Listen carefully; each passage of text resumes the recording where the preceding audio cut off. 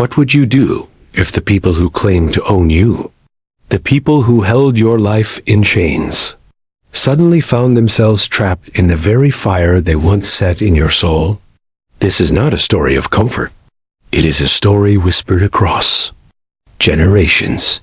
A story that carries both smoke and silence. We begin in Southampton County, Virginia, the same land where fields stretched endlessly, where cotton and corn grew tall, and where the cries of the enslaved were buried under the cracking of the overseer's whip.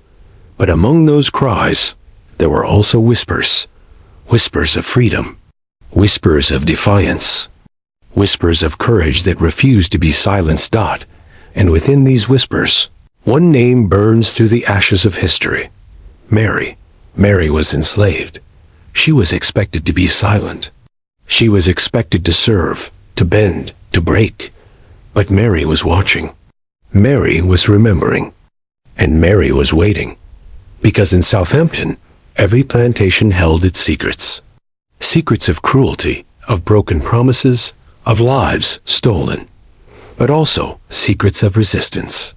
From the coded songs sung at dusk, to the food hidden in tree stumps for those planning escape, to the midnight prayers that sounded less like worship and more like planning God in this world. Mary walked carefully. She cooked meals for her enslavers. She mended clothes. She moved unseen between the great house and the quarters. On the surface, she was obedient. But beneath, her heart beat with a rhythm that said, not forever. Not always. And one night, when the flames rose high and the screams echoed louder than the cicadas, Mary made a choice. A choice that would turn her from silent victim into whispered legend. This is the story of the black enslaved woman of Southampton who locked two sisters inside a burning barn. But before we reach that fire, we must walk with Mary through her days. We must see what she saw, feel what she felt. Only then can we understand the weight of her choice. So come with me into the dark fields of Southampton, where shadows stretch long, where every step could mean punishment, where freedom was a dream and danger a constant companion. Southampton County in the early 1800s was a place where silence was survival. The land was wide, rich, and fertile. To outsiders, it was the picture of prosperity. Neatly fenced plantations, white houses with tall pillars, barns filled with tobacco, corn, and wheat. But behind this wealth stood the lives of hundreds of enslaved people, working from dawn to dusk, every day but Sunday, and even then, often forced to labor. Mary belonged to one such plantation. The white family who claimed to own her had two daughters, young white women raised in comfort, women who had never known hunger, never known fear of the lash. To them, Mary was a servant, a shadow in the background, someone to fetch water, to sweep the hearth, to hem a dress. But Mary was not a shadow. She was a woman with memories. She remembered her mother's face, weary but fierce, whispering to her, "At night, you are not what they call you. You are not property. You are my child. You belong to no one but God." She remembered stolen moments of joy in the quarters, the laughter when someone told a clever joke, the quiet songs sung in the hush of night. And she remembered the punishments, the neighbors who were whipped, the ones who were sold, disappearing forever, the ones who ran and were caught. Each memory lived inside her, like coal-black, heavy, burning. Mary was not reckless. She understood how fragile survival was. Every day she measured her words, her movements. A glance too long, a step too slow, could invite punishment. But she also knew how to read people. She watched the two sisters carefully. One was vain always, admiring herself in the mirror, mocking Mary's appearance, treating her as though she were invisible unless service was required. The other was cruel in quieter ways, smiles that carried barbs, commands dressed as kindness. She would say things like, "Mary, you're such a dear," while handing her work that would break her back. Mary listened. Mary endured. But Mary never forgot. And though the sisters thought themselves untouchable, they never realized the truth. Every step they took, every word they said, every cruelty they performed, was being stored in Mary's memory. The plantation world was a place where enslaved people learned to resist in hidden ways. A pot of stew left to boil too long. A garment sewn with a deliberate mistake. A message sung in a field song. Small things. Quiet things. Mary had done these small things. Once she spilled milk on purpose. Another time she gave less sugar than asked. To her enslavers, these were mistakes. To Mary, they were tiny rebellions. But she wanted more. Something inside her longed for a day when she could tilt the balance. When she could take back some small measure of power.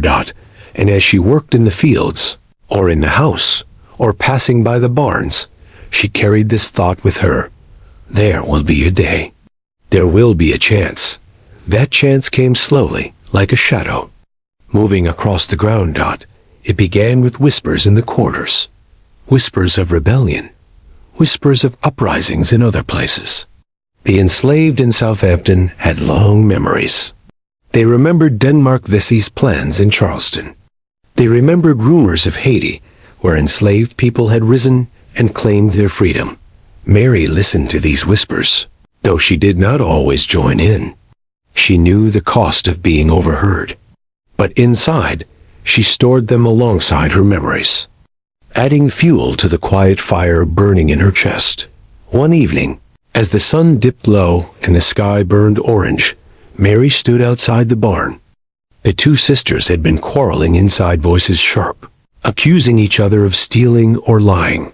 Mary watched the barn's wooden beams, dry, old, waiting. And in that moment, a thought came to her, quick and startling. What if this place became their prison? She pushed the thought away. It was too dangerous, too final. But once a thought is born, it cannot be unborn. And Mary began to see possibilities in every corner of the plantation. The barn doors with their heavy latch, lanterns filled with oil, the dry hay stacked high. She did not yet know what she would do. But she knew this. The fire inside her was not going away. Night in Southampton was never silent. The frogs croaked in the swamps. The cicadas sang their endless song. Dogs barked in the distance, their chains rattling. And in the slave quarters, whispers traveled like smoke through the cracks in the wood. Mary lay on her straw pallet, listening. Across the room, two men whispered about Nat Turner, an enslaved preacher who spoke of visions, of signs, of judgment. Turner's name carried weight, like a storm cloud building on the horizon. Others spoke of escape, of following the North Star, of swamps that could hide them, of distant places where slavery did not exist. But Mary did not dream of escape. Not in the way they did. Her chains were not just on her wrists or her ankles. They were in her memories. Her mother, buried in the same soil she tilled. Her younger brother, sold to a trader when he was 10. The plantation itself, which held her in its grip. No, if Mary dreamed, it was of balance, of making those who carried themselves as masters taste fear, even for a moment. And the barn? The barn called to her. The sisters had grown careless. By day, they gave orders as if Mary were invisible. By night, they sometimes used the barn for their quarrels, their secrets, even for hiding things from their own family. One evening, Mary was sent to fetch kindling. She walked quietly toward the barn and heard their voices inside. "You think Father favors you," one hissed. "At least I don't sneak coins from his desk," the other spat back. Their fighting was bitter, sharp and selfish. Mary paused outside, her hand resting on the rough wooden door. She imagined closing it, just closing it, with them inside. The thought tightened in her chest like a secret she could not breathe out loud. In the days that followed, Opportunity revealed itself piece by piece. The barn latch was strong, heavy, easy to fasten from the outside. The hay was piled high, dry as tinder. Lanterns hung from the beams. All it would take was flame, but flame was both enemy and ally. Mary knew fire as destruction. She had seen cabins burn, watched families lose the little they had. She had seen overseers threaten fire as punishment. And yet, fire was also cleansing. Fire erased. Fire equalized. Mary prayed in secret, whispering words no one could hear. Lord, forgive me if this be wrong, but let me have one moment of justice. Just one. Suspicion could kill her. So Mary hid her intentions like a buried seed. When she swept the kitchen floor, her face showed nothing. When she carried water to the fields, her body bent like it always did. When the sisters mocked her dress, her silence stayed steady. But inside, she was watching, waiting. One sister often brought her jewelry box to the barn, hiding it from her mother. The other brought letters from admirers, too ashamed to let them be seen. Both trusted the barn as their secret place. And one humid summer night, when the moon was thin and the air smelled of dry hay, Mary saw her chance. The sisters entered the barn with a lantern. Their voices carried mocking each other, laughing sharp, careless laughs. Mary followed quietly. She carried no lantern, only the rhythm of her breath, steady as a drumbeat. The barn door creaked as she touched it. Neither sister noticed. They were too busy arguing. Mary's hands shook. She gripped the latch. In that moment, time slowed. She thought of her mother's words. She thought of the whip. She thought of every insult, every command, every stolen piece of her life. Her heart whispered, "Now, Dot," and with one motion, she swung. The door shut. The latch clanged into place. The sisters laughed at first, thinking it a prank. But when they pulled the door, it did not budge. "Who's there?" one demanded. "Open this door," cried the other. Mary said nothing. She lit the small rag she had hidden, touched it to the haystack, and stepped back. At first, only a curl of smoke rose. Then a flicker. Then flames leaped upward, hungry, greedy, unstoppable. The sisters screamed. They pounded the door. Their voices rose higher than the crackling fire. Mary turned away, her face calm, her steps steady. Behind her, the barn roared with fire. The fire lit the night sky like a second sun. From the quarters, enslaved people rushed out, pointing, whispering, clutching children. From the big house, the parents screamed, servants shouted, dogs barked furiously. "Fire! Fire in the barn!" Buckets were fetched, water carried, orders shouted. White men ran to save property, to save livestock, to save what they called theirs. But the barn was too far gone. The flames had found the beams, the roof. Sparks leaped into the air. Smoke rolled thick and choking. Inside, the sisters shrieked. Their voices twisted into raw terror. Some tried to run to the barn, but the heat drove them back. The fire was merciless. Mary stood in the shadows, watching, her face unreadable. Her hands folded in front of her. To anyone who glanced at her, she looked like any other enslaved woman, stunned by the disaster. But inside, her heart thundered with a strange rhythm, half triumph, half fear. The sisters called out one last time. Their cries broke into coughing. Then silence.